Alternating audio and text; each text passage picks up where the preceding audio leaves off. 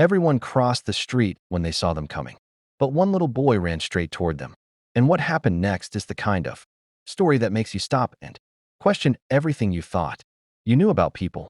Nobody talks about this enough. We judge people by how they look every single day.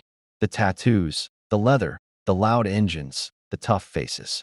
We see a group of bikers rolling down the street and we lock our car doors without even thinking about it. It's automatic. It's what we've been taught to do.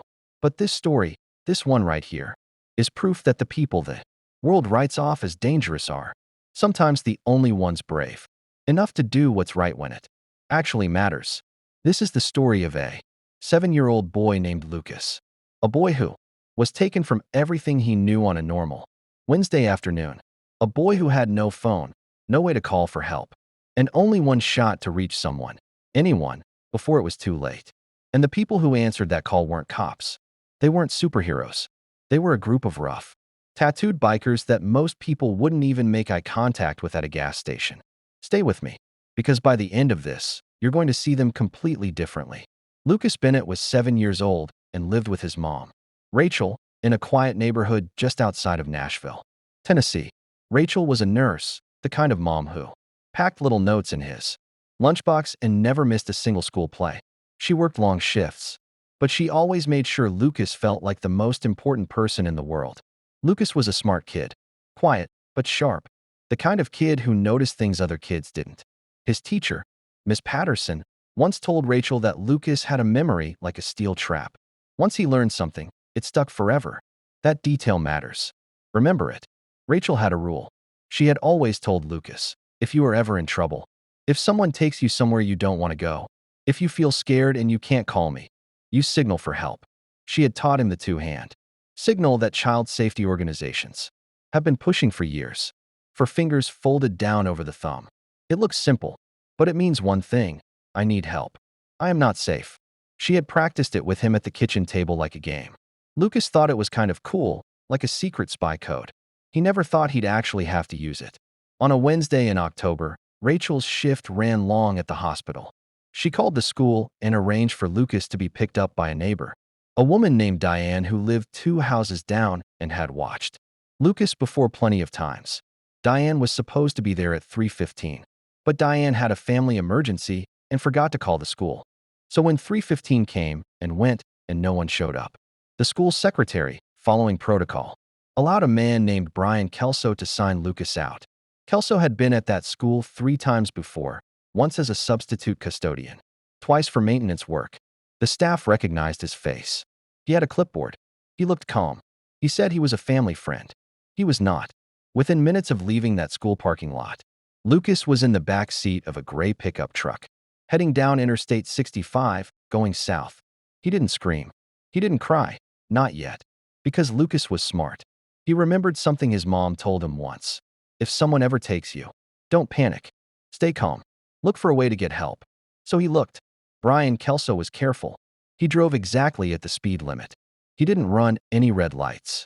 He looked like any other driver on the road, just a guy in a truck going somewhere. But he didn't account for one thing: traffic. About 20 minutes into the drive, the highway slowed down hard. Construction zone. 3 lanes merging into one. Hundreds of cars packed together, barely moving. And right next to the gray pickup truck, rumbling in the adjacent lane, was a line of motorcycles. 7 of them. The Steel Road Brotherhood, a biker club, out of Nashville that had been riding together for over 12 years. They weren't a gang in the way movies make you think. These were working men, dads, veterans, a retired firefighter named Joe, a high school football coach named Randy, a former paramedic named Mike who had seen more emergencies than most people could imagine. They wore leather vests and had road names stitched on the back. And they rode together every Wednesday evening after work as a tradition they'd had since the club started. They were loud. They looked tough. And most people on that highway probably didn't give them a second glance. Or if they did, they moved over. Lucas gave them more than a second glance. He pressed himself against the window. He looked directly at the rider closest to him, a big man named Joe, the retired firefighter. Gray beard, broad shoulders, steady eyes. Joe happened to glance over at the truck the way you do when you're just scanning traffic. And Lucas raised both hands. For fingers. folded over the thumb. He held it there, both hands, pressed to the glass. Joe's brain didn't process it immediately. He looked away. Then something pulled him back. He looked at the truck again. The boy was still there, still holding the signal. Eyes locked on Joe, not blinking. Joe had a granddaughter, 6 years old. He knew what a scared child looked like. He got on his radio immediately. "I've got a kid in a gray pickup. Passenger side rear window. He's doing the hand signal, the one from the news. Both hands. He's looking right at me. Something's wrong." Mike, the former paramedic riding 2 bikes back, responded first. "You sure?" "I'm sure," Joe said. "Kid's not playing around." His face, something's wrong. Randy, the football coach, pulled up on the other side of the truck without being asked. He got a look at Lucas through the window. Lucas immediately turned and showed Randy the signal too. Randy came back on the radio with 3 words. "Call it in." Mike had already dialed 911. While Mike talked to the dispatcher, Joe stayed right next to the truck. He didn't do anything aggressive. He didn't cut the truck off or try to force it over. He just stayed there, visible, so Lucas could see him. And Lucas could see him. The boy lowered his hands. He put one palm flat against the glass, just resting there, like he was trying to reach through the window.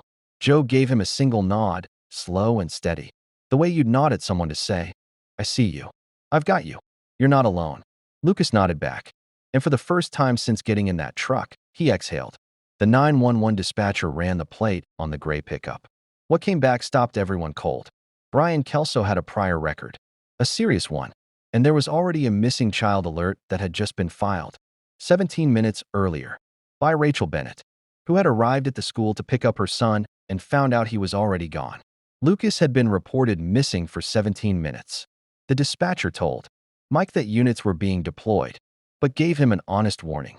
Traffic was backed up across 3 different routes leading into the construction zone. Response time was looking at 8 to 12 minutes minimum. 8 to 12 minutes.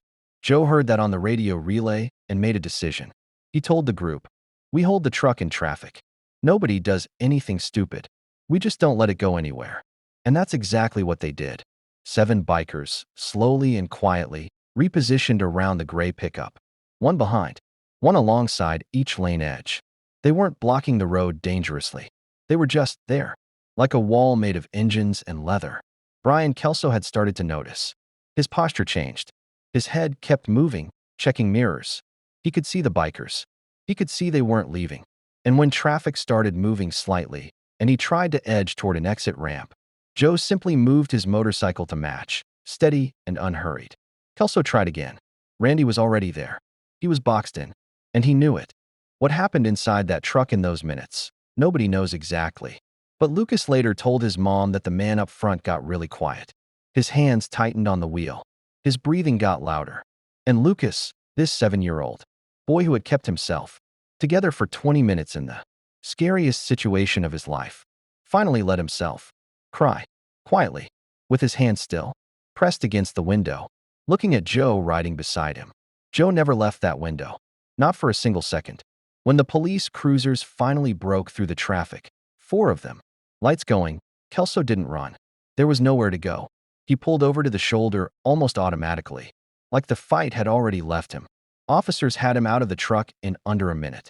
And then a female officer opened the rear door of the pickup, and Lucas Bennett climbed out.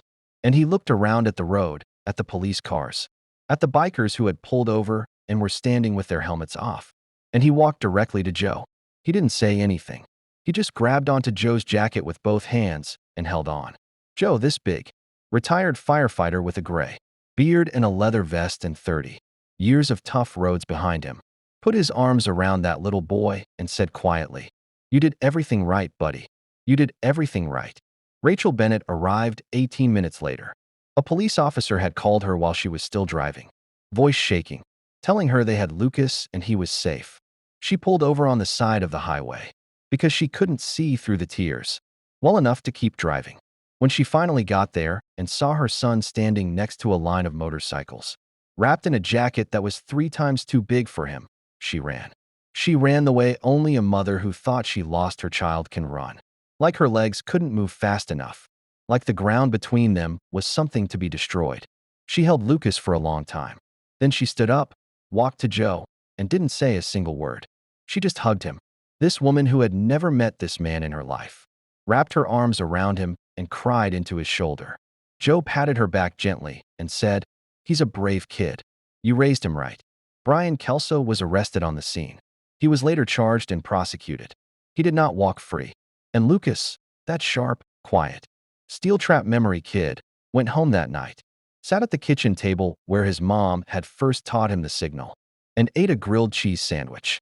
Rachel sat across from him. Here's what stays with me about this story. 700 cars were on that highway that afternoon. 700. And most of them drove right past a little boy, pressing a signal against the glass, and never saw a thing. Joe saw it because he looked. Because he actually looked. We spend so much time being scared of the wrong people. We clutch our bags and avoid eye contact, and make 1,000 tiny judgments every single day based on how someone looks, their clothes, their tattoos, the noise their vehicle makes. And meanwhile, the people we've already decided to fear are out there, paying more attention than anyone else. The Steel Road Brotherhood didn't make the news the way you'd expect. There was no big press conference, no award ceremony. Joe actually turned down 2 TV interviews. He said, and I'm not making this up, "We just did what anybody should have done. We just happened to be the ones looking." That line hit me harder than anything else in this whole story. We just happened to be the ones looking. Teach your kids the signal. The forefinger fold over the thumb. It's real, it's recognized, and it works. Organizations like the National Center for Missing and Exploited Children have been pushing awareness of this signal for years because stories like this prove it saves lives. But more than that, look at people. Actually look. Not to judge. Not to decide in 3 seconds whether someone is safe or dangerous based on their jacket. Just look. Because on an ordinary Wednesday afternoon in October, a little boy named Lucas held up his hands in a car window, and 7 strangers on motorcycles looked back. And that's the only reason this story has a happy ending.